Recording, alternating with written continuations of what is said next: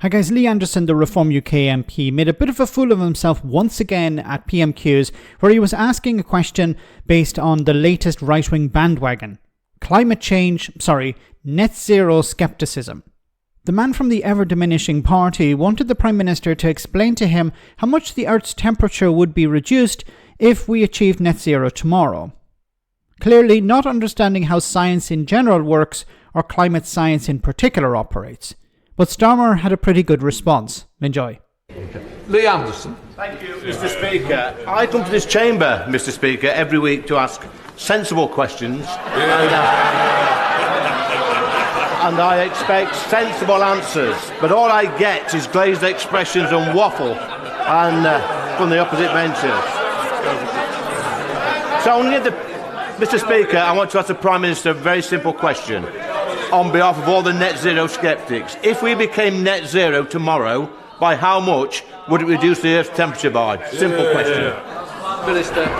Mr. Speaker, net zero is of course not easy, but it's a huge opportunity to boost our growth, our jobs and our economy. And so he knows my views on that. But you know, he complains that our better ideas if they stop fawning over Putin. And I understand the member for Clacton wants to be Prime Minister. He can't even lead a party that fits in the back of a taxi. Okay. Look, I'm not Keir Starmer's biggest fan, but that was a wonderful line.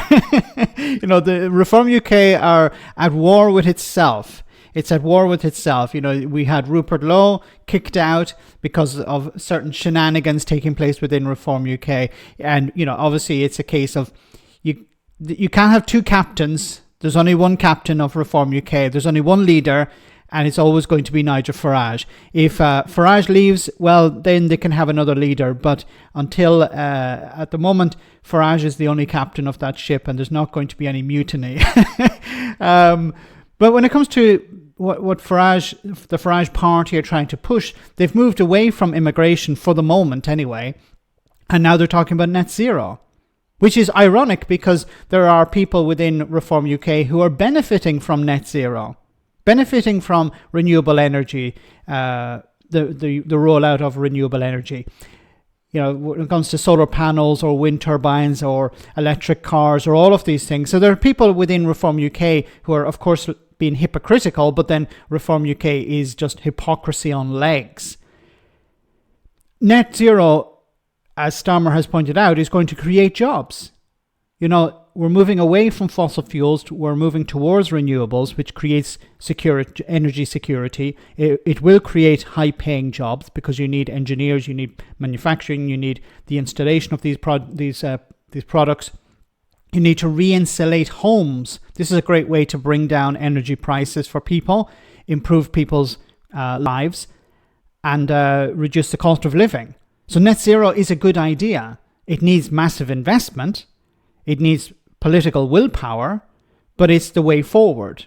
Reform UK are jumping on a bandwagon. On the one hand, happy to invest in it themselves privately, but politically saying that, it's a cost for the state, it's a waste of money, because they're aligning themselves with the Trumpists in America, who believe, well, the solution to all energy problems is just to drill more oil and gas.